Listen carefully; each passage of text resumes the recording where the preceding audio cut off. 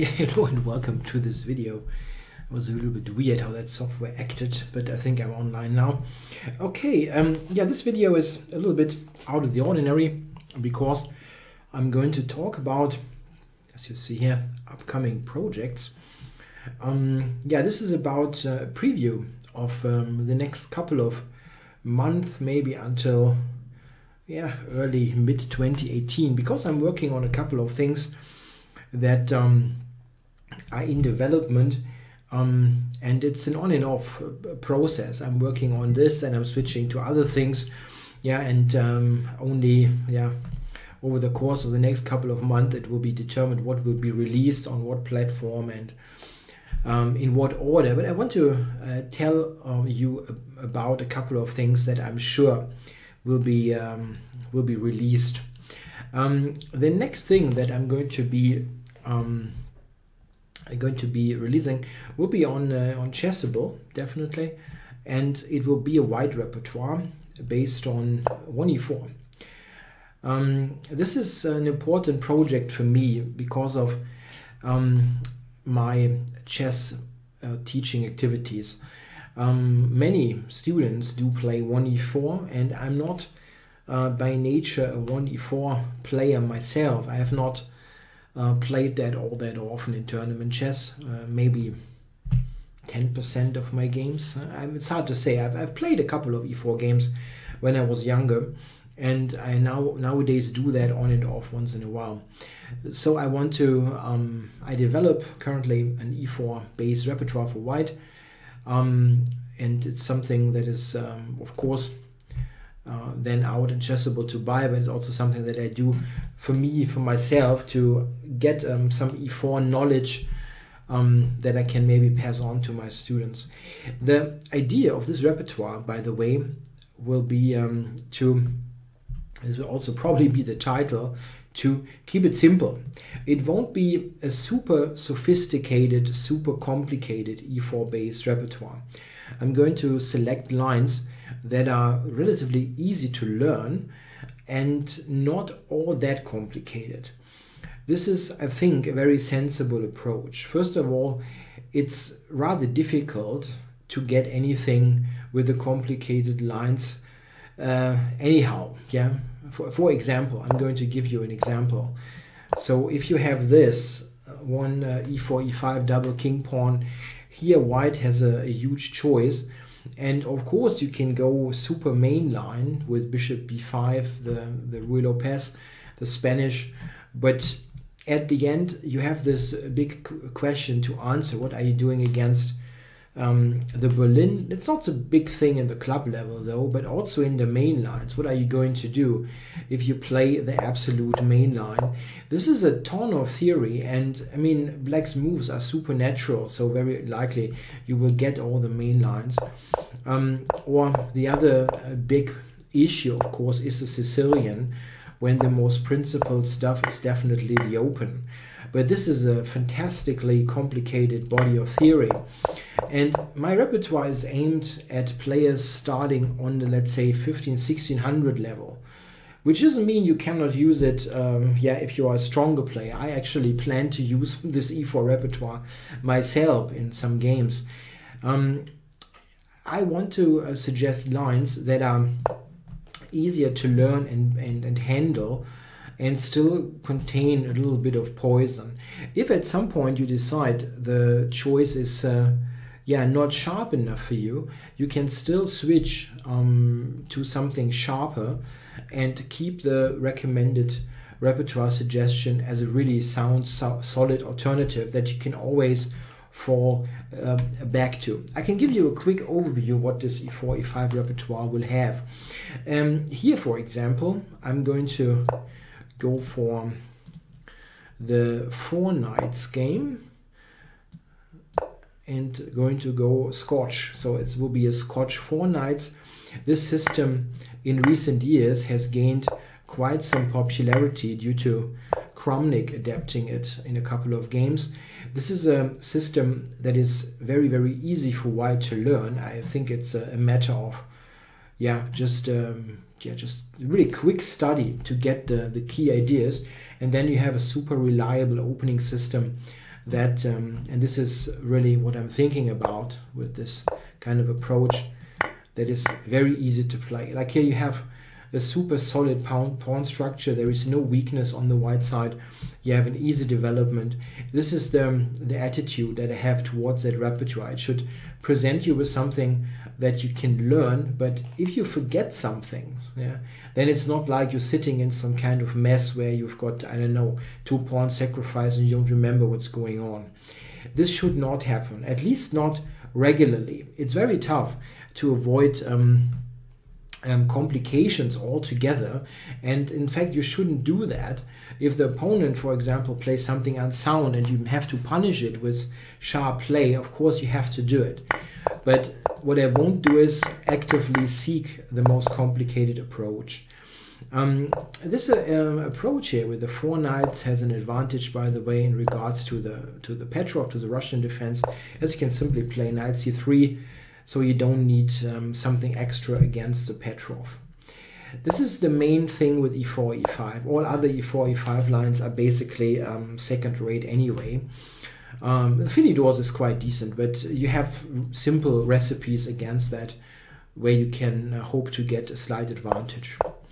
The Sicilian. In Sicilian, I will go knight f3 and will opt for the bishop b5 line here, the Rossolimo variation against knight c6. This is nowadays actually the main line on the professional level. They play that more often than d4, the open. The good thing about this line is that it is a very common sense heavy opening. Yeah, you develop, you castle quickly, you have a safe king, and it's easy, again, easy to play. Against d6, I will also play bishop b5, very likely. I'm currently considering a second option, but I have to see. It's a work in progress, but most likely I will go for the check. It is a very fitting partner opening to the Rossolimo. Against e6, I'm not yet decided what I will do. There are a couple of options. I'm even thinking about, but this is a tough decision, about recommending to play d4 here. This is the open, of course, but it is a very limited set of lines. There is no dragon, there is no Naidoo, there is no Sveshnikov, and so on. So it is something that I feel is not an unreasonable idea, because ultimately you should master the open Sicilian if you play 1e4. It is the most principled and in many ways the most interesting way to tackle the Sicilian. So it's maybe not a bad idea to get this sort of position type into your repertoire, but play it in a way that you have a limited subset of lines to study. This is yet not yet decided. There are many other things like knight c3 or c3, b3. Those moves are very reasonable against e6. So I have to see what I'm doing there. What else is there? Yeah, these are the two big chunks, c5 and e5. We have the Caro, of course. Here I'm very sure what I'm going to recommend, because I think the 2 knights is what I play there myself, and I think it's a very reasonable choice for white. White has very good chances, I think, to maintain a slight pull, oftentimes due to the fact that black will play bishop g4 and after h3 will concede the pair of bishops. This is something that you can always hope to exploit in the long run. Again, this is solid. The Caro is very solid for black, but it is not something that automatically simply equalizes, I believe. So the 2 knights will be the choice against the Caro. Against the French defense, I'm currently working on some options. The French is not so easy to tackle. The problem with it is a little bit, if you want to present a somewhat, as I mentioned, easy to learn, simple repertoire, you have the problem here that black is very flexible in the French due to the closed nature of the position. You can actually afford many things with black that are not downright terrible, but probably lead to slight advantages for white, but with complex positions. And it is such a slow opening, yeah, that, for example, against moves like knight d2 or knight c3, yeah, I mean, of course, everybody knows that main line is c5 and knight f6, but when you look a little bit deeper, you see that there is bishop e7, which is very reasonable. There is knight c6, again, very reasonable.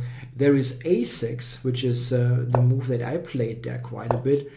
There's even h6, yeah, so it's absolutely crazy because of the closed type of position. Black can play all kinds of stuff, and it can easily get somewhat somewhat messy, yeah, with move orders and transpositions. So it's not an easy thing to do.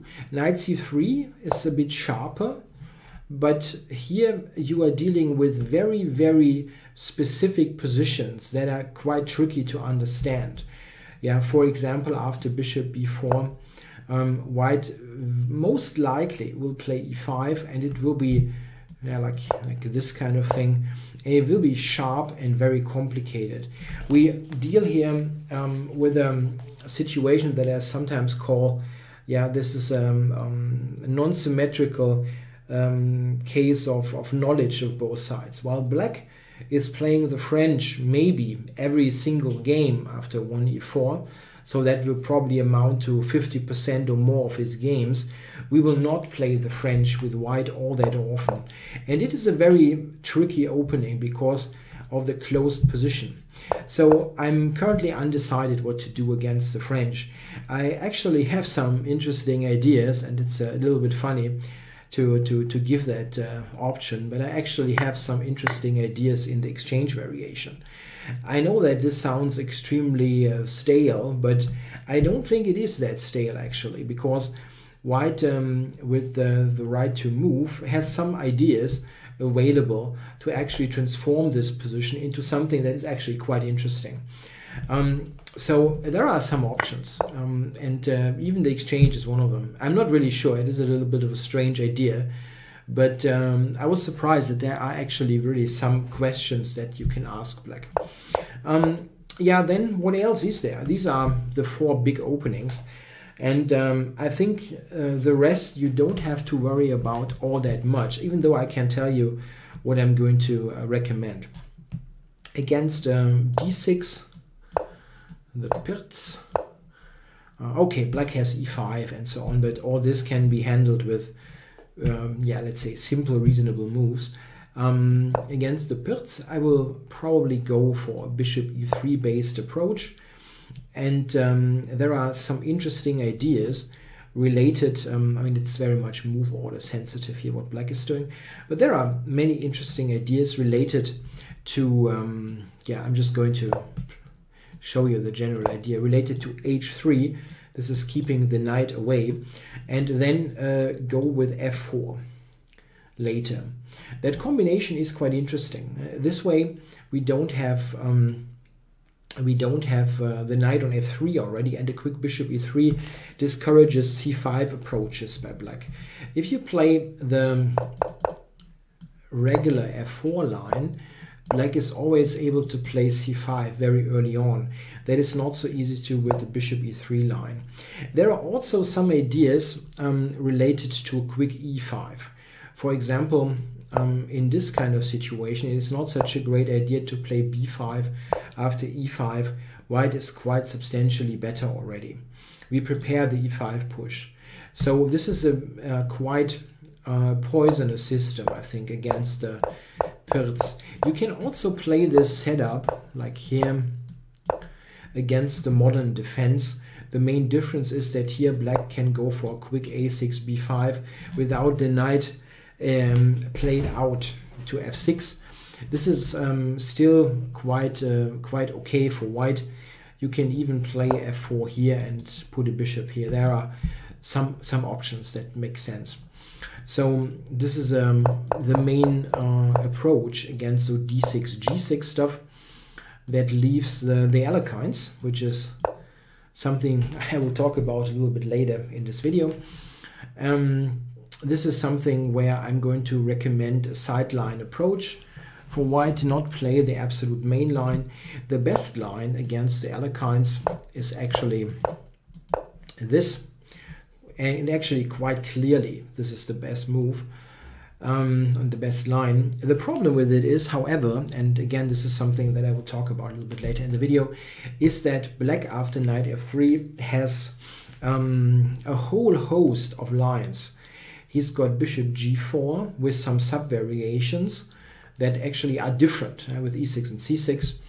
There is g6, there is knight c6, which requires special knowledge, and there is d5, which is the modern main line.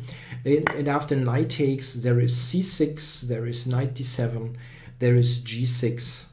Yeah, so it's quite interesting that in the Alekhines there is a real bunch of different lines that black can choose, and this makes a mainline approach, I think, quite tricky to do, because you will get the Alekhines defense maybe once, I don't know, every 2 years or so, depending on how many games you play, and it makes sense to, I think, recommend something which is a non-main line. It might make it might be the case that black equalizes in this case, but this is really not the point. Then you have to just play a game, yeah, with from an equal position. Playing something more principled against the Alekhine requires lots of work, and very likely you will have forgotten what you've looked at when you face the opening for real. I mean, in some cases you know that your opponent plays it, then you can still specifically prepare something if you feel an offbeat choice is not good. But there are some offbeat choices that are perfectly reasonable, and I'm currently not quite sure what I'm going to recommend, as there are a couple that actually make sense. Did I forget any major? The Scandinavian, I'm sorry. Yeah, of course, there's d5. I forgot about that one. It's actually a good opening, Scandinavian. Yeah, of course, I will recommend to capture. And yeah, and I think after queen d5, we have to go, well, we should go probably knight c3, and then check the 3 queen moves, queen d8, queen d6, queen a5.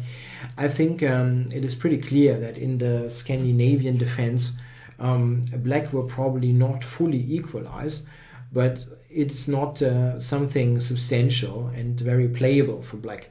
So in this regard, it is fairly easy for white to recommend something that is easy to learn, still maintain a slight pull.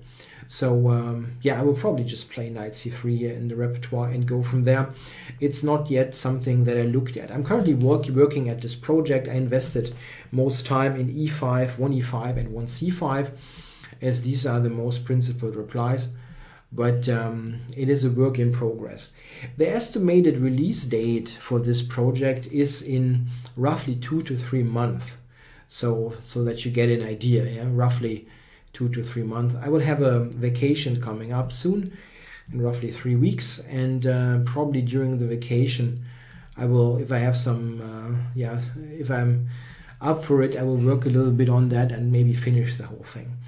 So this is the project that will be released the soonest. What else is on the plate? There are two, now actually three black repertoire projects. I will, okay, actually flipping is enough. I don't need to adjust the study orientation.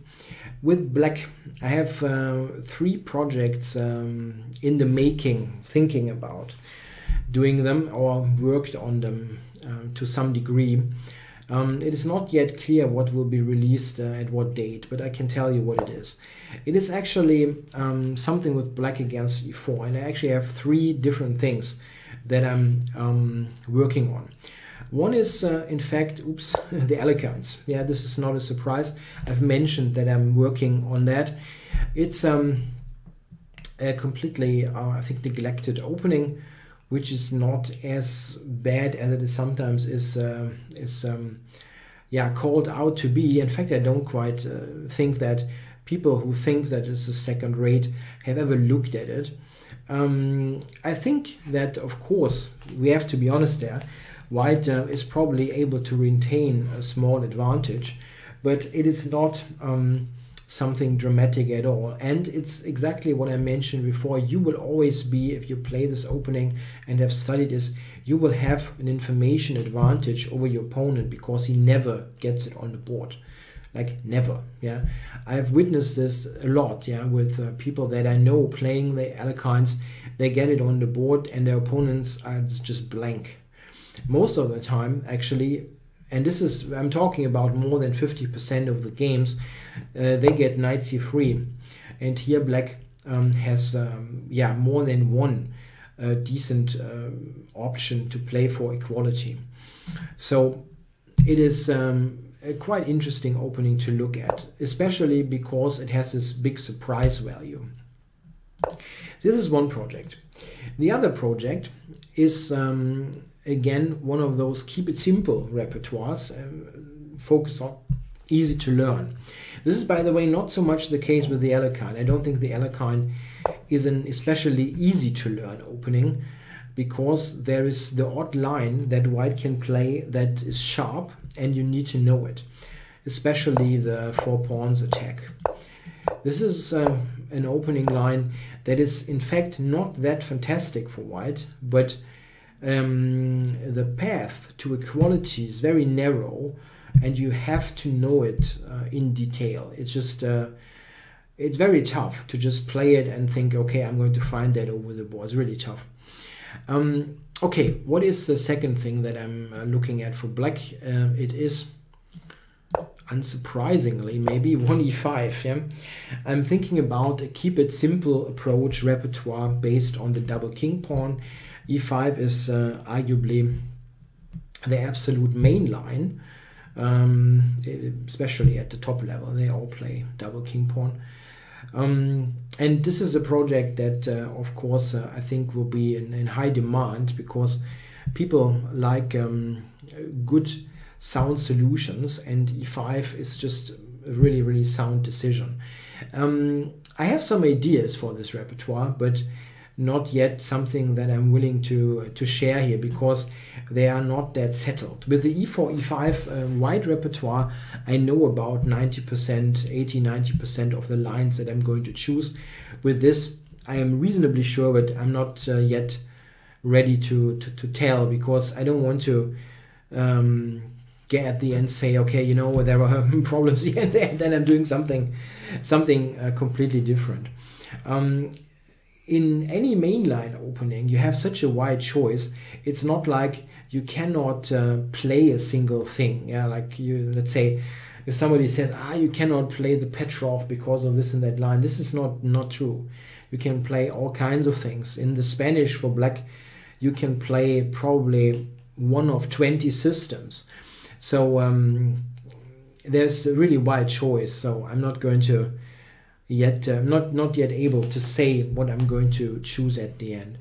The third option, again, black against e4, it's something that I'm working on, is a Sicilian based repertoire, and this will most likely be based on the accelerated dragon. This is also something that I feel is interesting.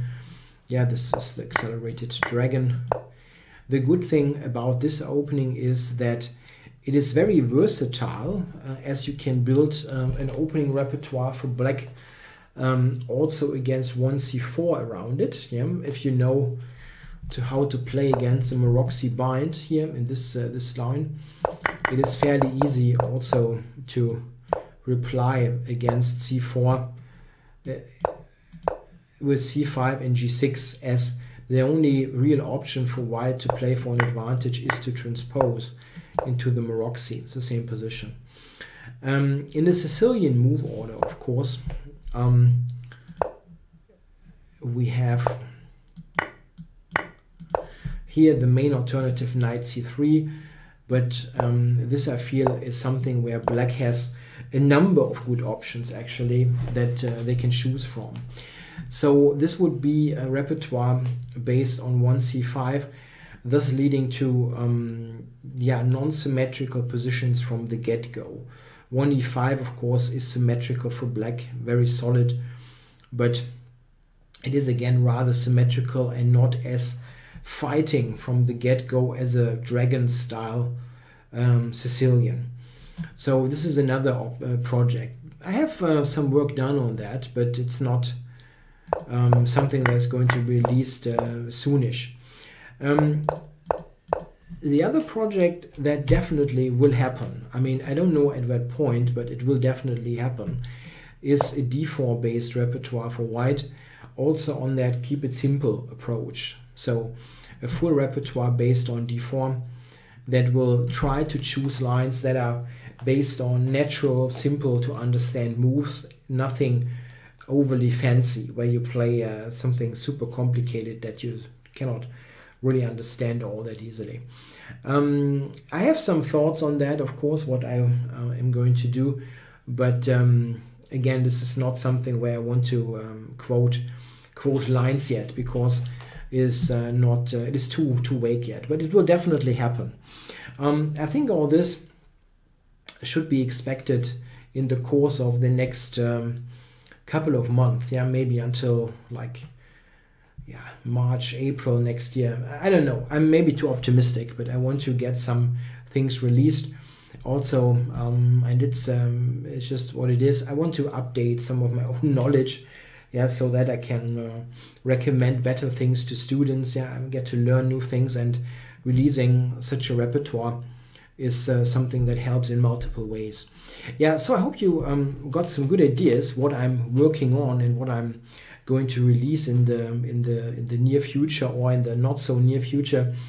I'm happy to hear your feedback on the projects. If you have ideas about something else entirely, I'll be happy to learn about it. Yeah, thanks for watching.